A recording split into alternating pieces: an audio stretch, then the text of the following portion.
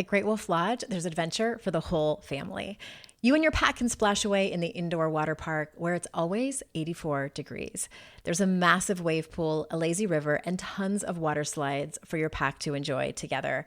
And the fun doesn't stop there. Get ready to explore and play at adventure-packed attractions from Magi Quest, a live action game that takes place throughout the lodge, to the Northern Lights Arcade. There's also a bunch of great dining options and complimentary daily events like nightly dance parties, all under one roof. And the best part, with 23 lodges across the country, you're always only a short drive away from adventure. I took my daughter there for her birthday a few years ago, and we had the best time. We stayed in one of their themed suites. There was so much to do inside the lodge, as well as all the water fun. The staff were great. The lifeguards were on it too. Would definitely go again.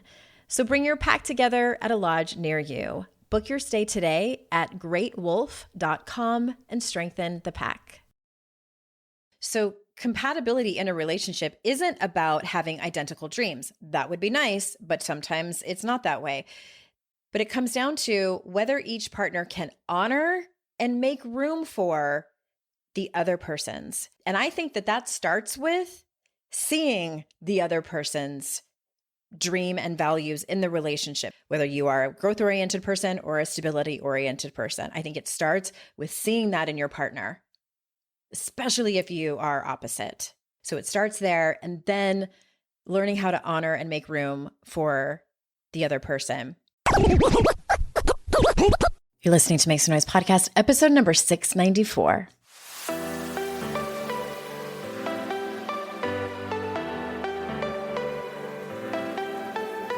Welcome to Make Some Noise Podcast, your guide for strategies, tools, and insight to empower yourself. I'm your host, Andrea Owen, global speaker, entrepreneur, life coach since 2007, and author of 3 books that have been translated into 18 languages and are available in 22 countries.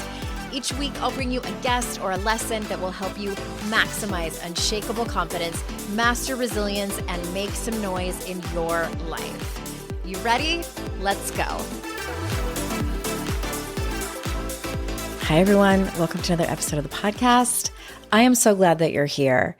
I know I've been mentioning this for several weeks now on the podcast, and I'm getting closer to maybe having a better name for it, maybe not, but opening up registration for my next program, which is going to be deeper work than I have previously offered. So if you're looking for something like that, or even if you're just a little bit curious, send me an email, support@andreaowen.com, or DM me on Instagram, Hey Andrea Owen, and you'll be the first to know where that link is, where the information is, all the things that you need to know to possibly consider registering for it. I would love to have you. All right, today is a solo episode, and new story, it's about relationships. I say that in jest because I've had many talking about relationships, and what's funny and kind of ironic, I guess, is that previously, historically here on the podcast, I've mentioned I am not a parenting expert and I'm not a relationship expert.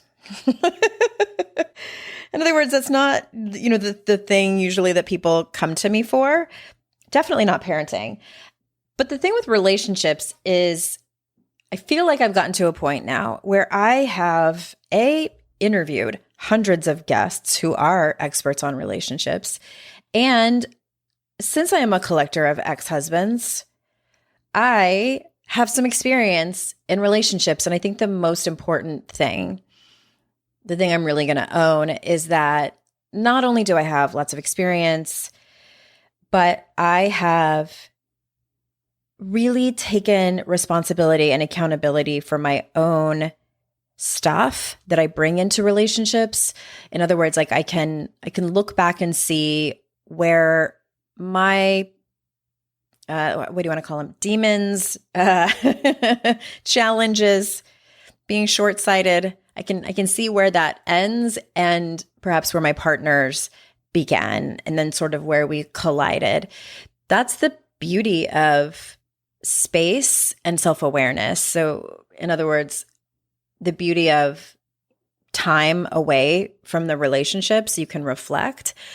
And another really beautiful benefit that I've had, and I'm so grateful for, is that I had the opportunity to start a new relationship and fall in love with someone starting at age 49, where I had had several relationships, 2 marriages.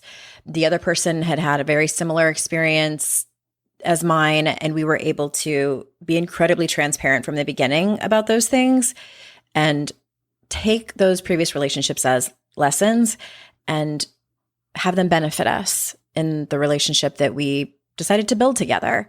So Dr. Fox and I celebrated 1 year together, and we're amazing as a couple. And I start crying when I really start thinking about it. So I'm not going to do that. But this episode is a topic that I've talked about before, and I was thinking about it over a couple of weeks, and I wanted to expand on it a little bit because I got positive feedback from several of you about this topic, and I wanted to dive in a little deeper, hopefully to be in service for all of you, really, especially those of you who are in relationships where you're kind of wondering about this and you're in a similar place where I have been in my relationships before. And as I mentioned, I've talked about this before. Episode 691 was pretty recent, when growth rocks the boat. And then when I did my 10 life lessons earlier this year, when I was turning 50, lesson 8 was on leaving people behind to find yourself. And this one is slightly different because I was thinking about expanding on it, and I was doing a little bit of research online about mostly looking at John and Julie Gottman's work. Dr. John Gottman of the Gottman Institute. He's written many books. His most popular, I believe, is the 7 Principles for Making Marriage Work. And what I wanted to specifically research was, can a relationship work when the 2 people in the relationship are not on the same growth trajectory? And here's why I wanted to research that. I have found that many times I get the question from some of y'all, people listen to the podcast, people that talk to me at events, and even my private clients sometimes will ask me quietly. Sometimes they'll ask me casually. Sometimes these are colleagues too. I've had colleagues ask me, when did you know it was time to go? And I always have a hunch that they're asking themselves that question. They're not just collecting data or, doing a survey. They're asking themselves that question, and they want to get information from other people who have been on that path, probably especially other women. And I can only tell you my experience. And for me, I knew it was time to go when I knew it was time to go. But I'm like, gosh, are there times when it works out? Are there times when 2 people are not on the same growth trajectory? And P.S., the other reason that I want to talk about that particular kind of niche of leaving a relationship, because I also get the question, how do I get my partner on board with me in terms of going on their own personal growth journey? Or how can I get my partner to support my personal transformation? There's something they're not interested in. I think they could really benefit from this type of work, and they're just not interested. How do I convince them to get on board? So those 2 things tell me something. The question of, how do I know when it's time to go? And how do I get my partner on board? Those are probably the 2 most, that and like, help me find my purpose. Those are probably the 3 most common questions that I get asked. And so I was wondering, can it ever work when you have 2 people in a relationship, 2 people in a committed partnership, where one person is on a personal growth trajectory and the other person is not? And also the reason I wanted to bring it is because y'all listening to this podcast, I know that I'm not the only podcast that you listen to in terms of personal growth stuff. I know you read books and you watch YouTube videos and you probably do workshops and go to retreats and have vision boards and all of these things. Like this isn't just a maybe casual passing podcast that you listen to because you think I'm funny. Like that would be amazing. I would accept that as the reason that you listen to this podcast, but alas, I think it's probably because you are on your own journey, and I know some of you struggle in that regard, and maybe not all of you. And so I wanted to do some research because I am always an eternal optimist. I always have hope that things can work. And one of the things that jumped out to me that would have been probably helpful when I was years ago, when I was asking myself that question, should I stay or should I go? Really, in both of my marriages, I do not think that I would have, even if I would have known this information, I probably wouldn't have accepted it in my first marriage because I was so very young. And in the second one, though, I think I was far enough along in my journey that if somebody would have kind of laid it out for me like this, I would have been like, oh, okay, now I see it. I think it's probably time for us to part ways. And one thing I hope to do in this episode is to not throw anyone under the bus. I am going to do my best to only speak from my experience because other people's story is not for me to tell. And with that being said, I found in my journey that my coach training or even just receiving coaching and therapy, going to therapy, especially my sobriety and then recovery, those types of personal development changed the way that I showed up in my relationships, not just my partnership, but in my friendships as well, in my relationships with my family, very much, and in my partnerships as well. And for example, I began to communicate different. I began to relate different. I began to see behaviors and patterns differently. I began to see things that I didn't necessarily want anymore. And I was able to articulate them. I was able to see boundaries that I needed to set and set boundaries. All that to say, like I showed up differently, both in my mind and in my behaviors. And that's the whole point of personal growth, right? We don't come into this wanting to just think about changing our life, right? We come into this wanting to change our life for the better, and that can impact, it can and will impact other people. So we need to take a quick ad break. When we get back, I'm going to share with you a particular framework that I found that really opened my eyes. So we'll be right back. If the search for a therapist is stressing you out, you're not alone. It shouldn't feel like a part-time job. What if getting started could actually be more streamlined? It is with Grow Therapy. They make it easier to start feeling better. Grow makes it easier to find the right therapist for you. They connect you with thousands of independent, licensed therapists across the U.S., offering both virtual and in-person sessions. You can search by insurance, provider specialty, treatment methods, and more to find a therapist who is the right fit for you.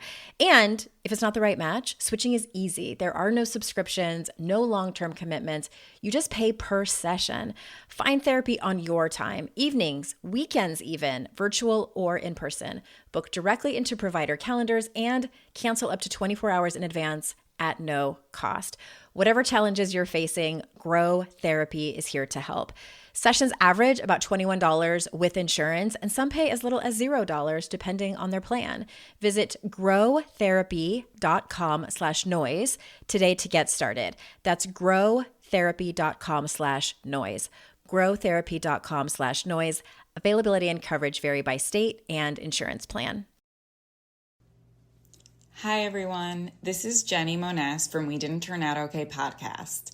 Did you know at Great Wolf Lodge, there's adventure for the whole family? You and your pack can splash away in the indoor water park where it's always 84 degrees. There's a massive wave pool, a lazy river, and tons of water slides for your pack to enjoy together. And the fun doesn't stop there. Get ready to explore and play at adventure-packed attractions from Magi Quest, a live action game that takes place throughout the lodge to the Northern Lights Arcade. There's also a bunch of great dining options and complimentary daily events like nightly dance parties, all under one roof. And the best part, with 23 lodges across the country, you're always only a short drive away from adventure. As a parent who loves family adventures, I love when everything's in one place. It's why I can't wait to take my family to Great Wolf Lodge. So bring your pack together at a lodge near you. Book your stay today at greatwolf.com and strengthen the pack. Taking on a DIY job around the house is the ultimate summer project. But if your DIY home security system is a beware of dog sign, when your real pet is Princess the cat, that's safe-ish. To be actually safe, help protect your home with a DIY system from ADT. It's easy to install and gives you virtual assistance from ADT's technical support team. Best of all, you can tell everyone in the neighborhood you set it up yourself. Don't settle for safe-ish this summer. DIY with ADT instead. Visit ADT.com to learn more.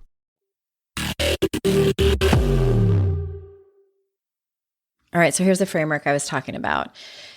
And I don't think that I would have known this until I was pretty well into the relationship, because this is about relationship values and figuring out not only what it is that you want from the relationship, but what kind of partner you are. Okay, so it comes down to two different types of partners, one being a growth-oriented partner or a stability-oriented partner.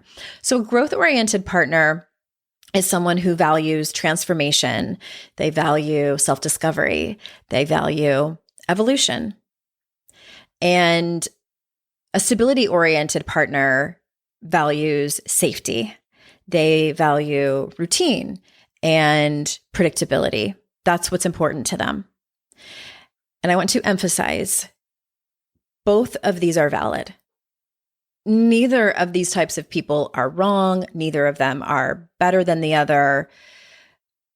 But a misalignment can create friction and challenges and problems.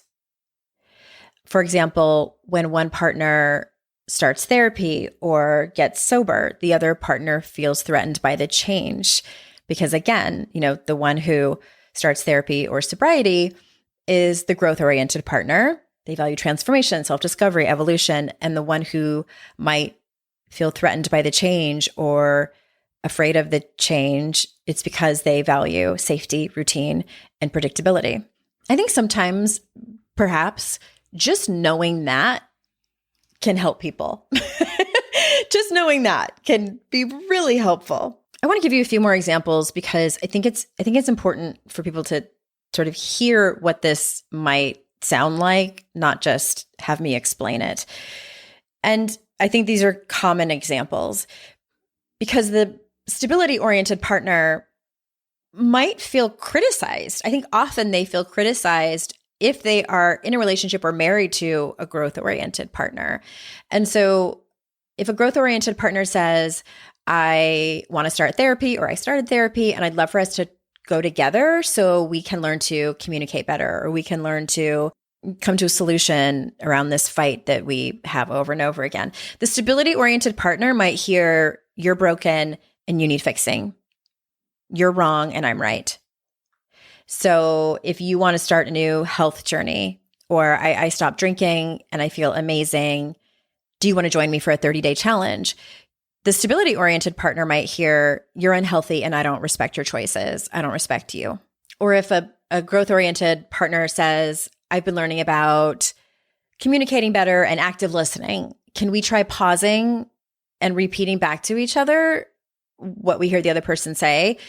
The stability-oriented partner might see that as, you're terrible at listening and you've been doing it wrong all along. So the growth-oriented partner might look at things like, hey, I am simply wanting you to learn new skills so we can thrive together, so we can be in a better place in our relationship. And all I can say for me is that the moment of clarity came when I realized I was asking for more than my relationship could provide. That was a huge turning point. that it's not about the other person being wrong. It's not about me being smarter. It's just that we value different things. Therefore, we are on different paths.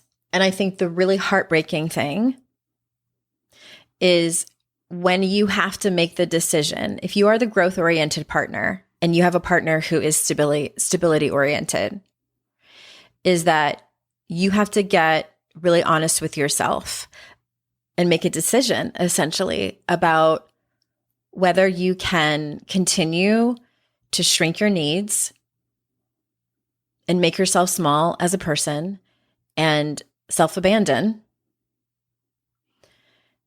just for maintaining harmony, just for keeping the peace.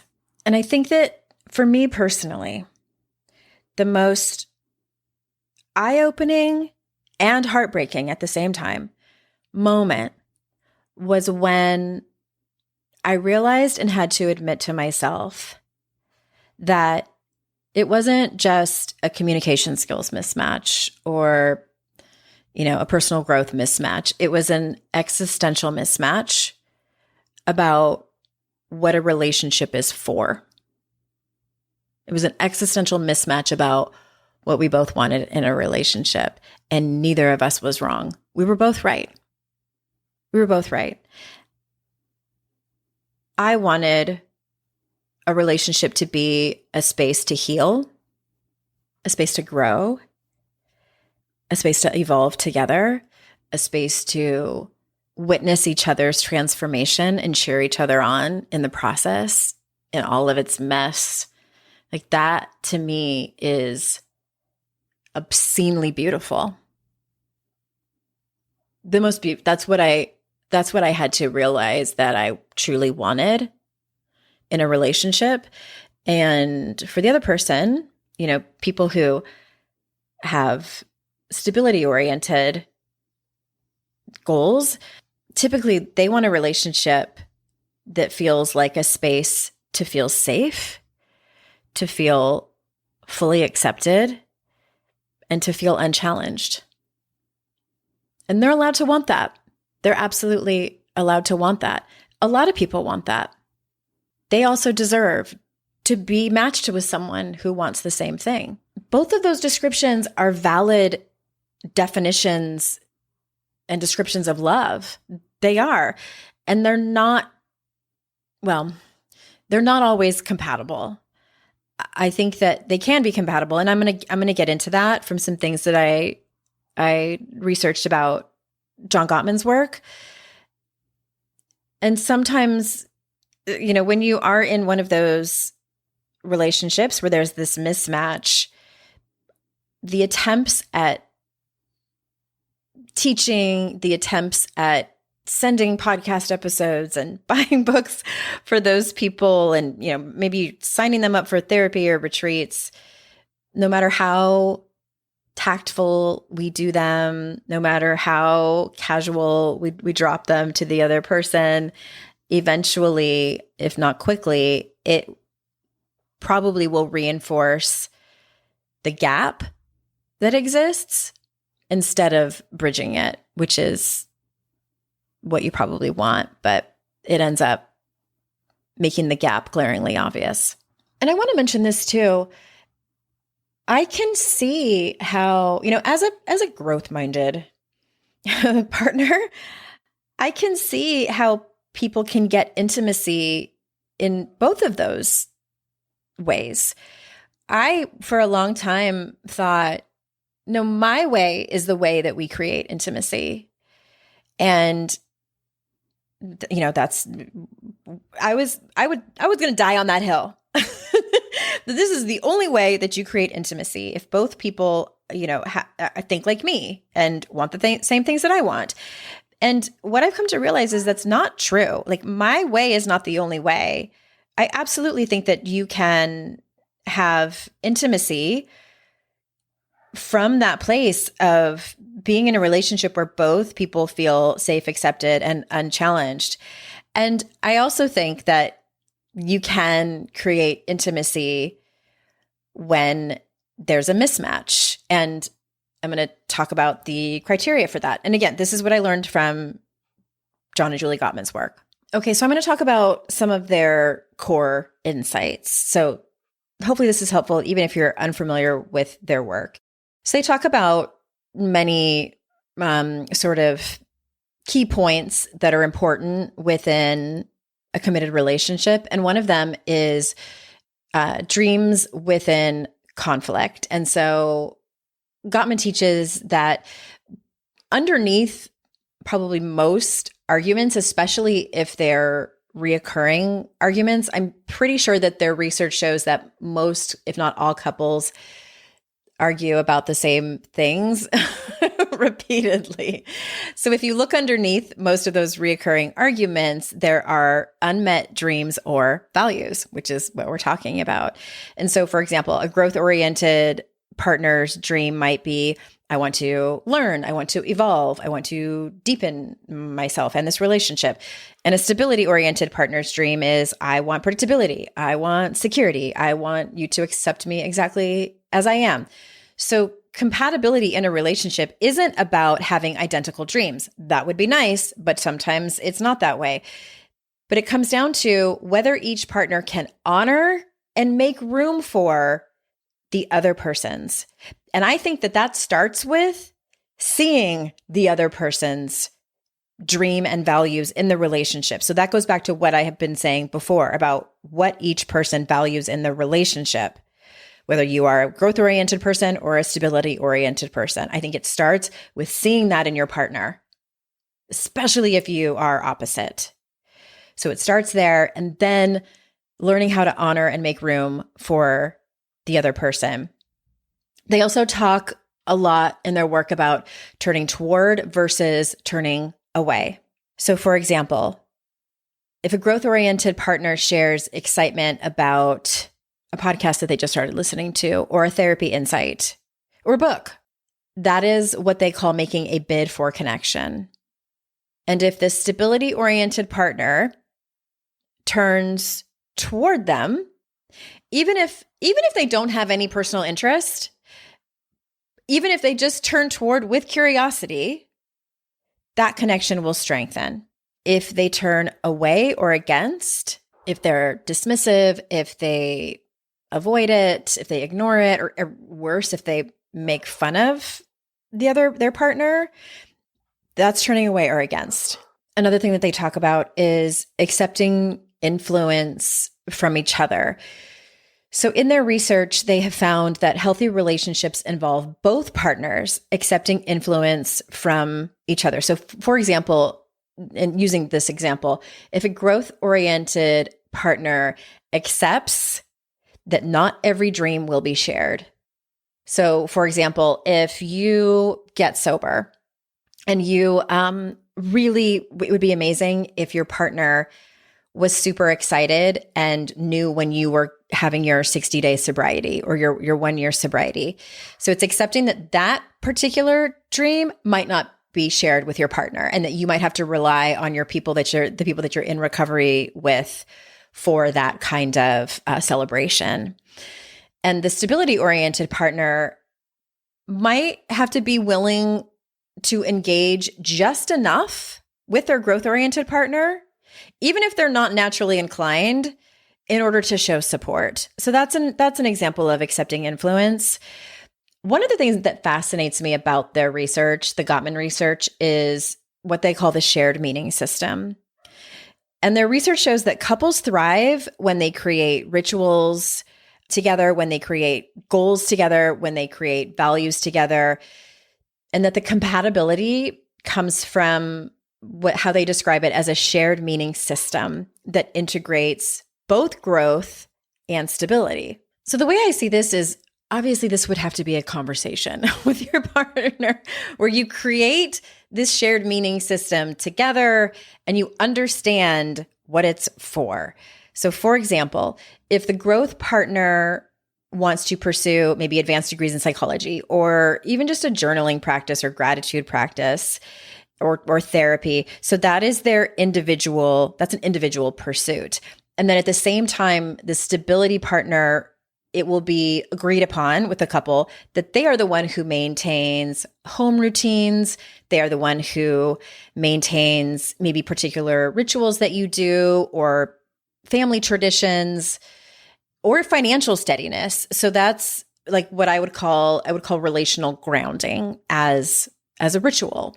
And what that points to is that both people in the relationship agree and understand that they both value home base and adventure, and that you balance it with exploration and steadiness. Where I said that one really would have to come down to sort of brainstorming and planning out to figure out how to create that within the relationship.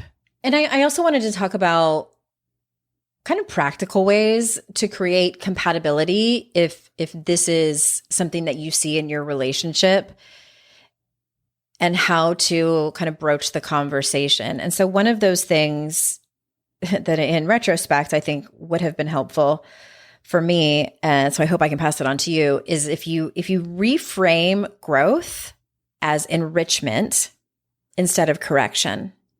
Because when you are excited about and inviting a partner to come into some kind of evolution, transformation, growth with you, it will likely land as we need this to fix us.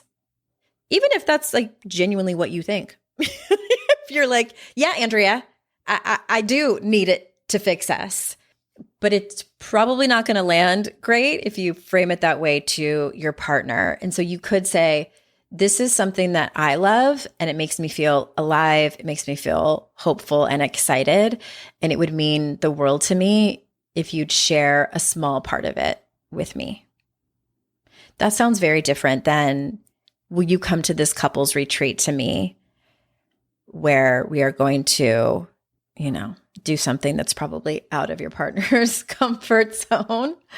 But another way to try to create compatibility is like mini doses or micro doses of participation, because a stability-oriented partner may not want to join therapy or group therapy or retreats, but they might listen to a short podcast episode with you, maybe like this one, or they might try a simple ritual. For example, talking about like naming your gratitudes at dinner or something. Or if you asked a question, tell me something good today, every day after work. And if I can offer a bit of wisdom, of hard-earned wisdom, is that it's the importance of really respecting growth spaces. So if you're the growth partner, which something tells me you might be, that you pursue personal development independently. And your partner, if they are the stability-oriented partner, that way they don't feel pressured, but they always feel invited, and it's a low-stakes participation. And this is what I want to emphasize. And this is a boundary, honestly. It's so that the growth partner does not treat the stability partner as a student. Because when that happens, that can feel like criticism, and a power dynamic can be created inadvertently that typically does not end well. My whole point in this little section is that even if the growth isn't shared as a value in the relationship can still thrive with rituals of connection. So it might be walks, it might be cooking together, it might be weekend routines, and that can maintain intimacy and prevents the gap from consuming the whole relationship. And I also think that specifically needs to be talked about. It needs to be laid out on the table of like, okay, here's how I see us. Like, would you agree with me that this is how we are? I'm a growth-minded partner and you're a stability-minded partner. Both of us are right. Both of us are right in being that way. Neither of us is wrong. Neither of us is better. How are we going to create intimacy in this relationship? what do you think about this? Would this work for you? That kind of conversation, I believe, is what needs to happen in order for it to work. Okay, one more ad break. And we get back, I'm going to close up and I'm going to tell you one more thing that I really want you to watch out for as someone who's experienced this before. Monday Sidekick, the AI agent that knows you and your business, thinks ahead and takes action. Ask it anything, seriously. Monday Sidekick, AI you'll love to use. Start a free trial today on monday.com. This show is sponsored by MIDI Health. Let's be real. Midlife healthcare for women, historically trash. If you've been told, like I have, it's just aging or you'll be fine when you're not sleeping, you're sweating through your sheets, or feeling like a stranger in your own body, you are very much not alone. Even today, 75% of women seeking menopause or perimenopause care are left untreated. That's not okay. But there's good news. It's time for MIDI. MIDI is a women's telehealth clinic founded by experts in midlife health, and they actually listen. You get one-on-one, face-to-face care tailored to your unique needs. And they're the only women's telehealth brand covered by major insurance, making expert care accessible and affordable. From hormone therapy to weight loss support and lifestyle coaching, MIDI has your back. Ready to feel your best and write your second act script? Visit joinmidi.com today to book your personalized, insurance-covered virtual visit. That's joinmidi.com. MIDI, the care women deserve. Does it ever feel like you're a marketing professional just speaking into the void? But with LinkedIn ads, you can know you're reaching the right decision makers, a network of 130 million of them, in fact. You can even target buyers by job title, industry, company, seniority, skills, and did I say job title? See how you can avoid the void and reach the right buyers with LinkedIn ads. Spend $250 on your first campaign and get a free $250 credit for the next one. Get started at linkedin.com/campaign. Terms and conditions apply. All right, we're back. And I want to just sort of summarize the Gottman research. And really it's that couples don't have to share all interests. It's great if you do, but they must support each other's dreams. And you must not make each other wrong for being, if you do fall into those categories, like where one person is growth oriented, the other person is stability oriented, you don't make each other wrong for that. That's where things, I believe, can really fall apart. And so I want to end also by saying, given this information that I've just talked about for about the last 30 minutes, okay, then how do you know it's time to go? And I can answer that.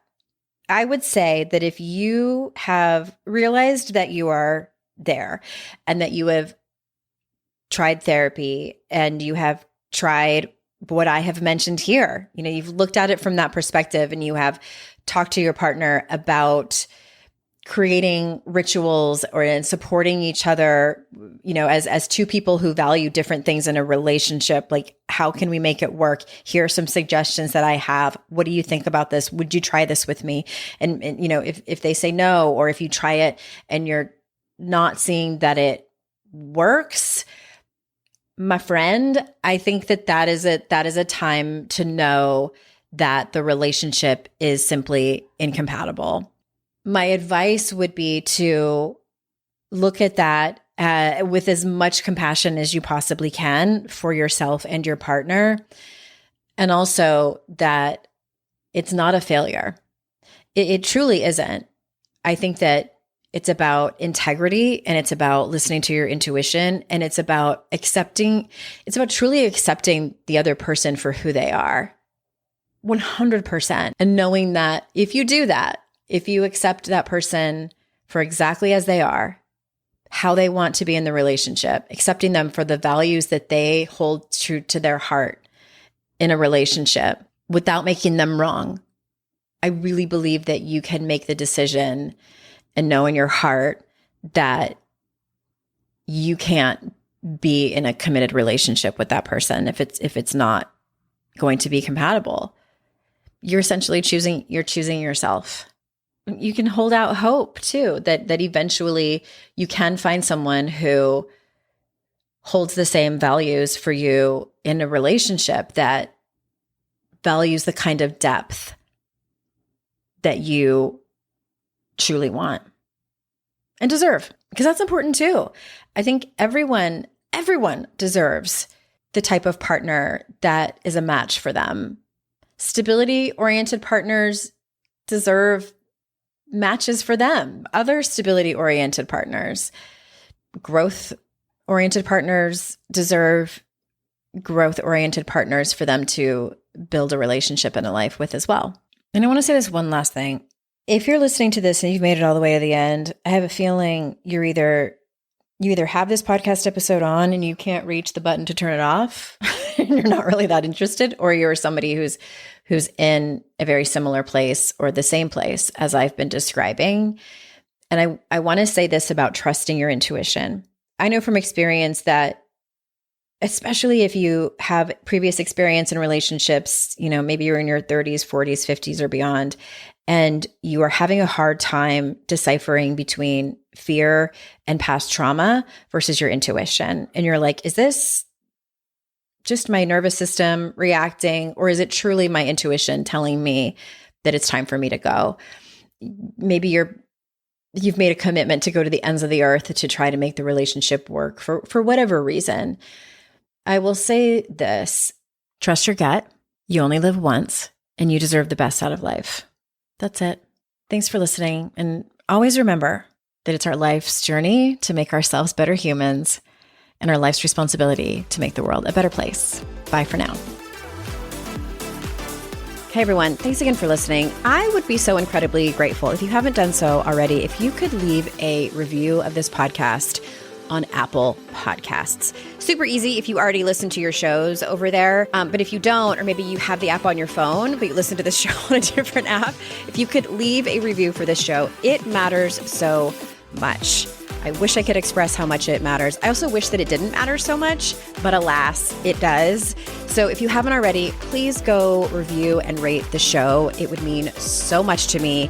And thank you so much. I hope you have an amazing day.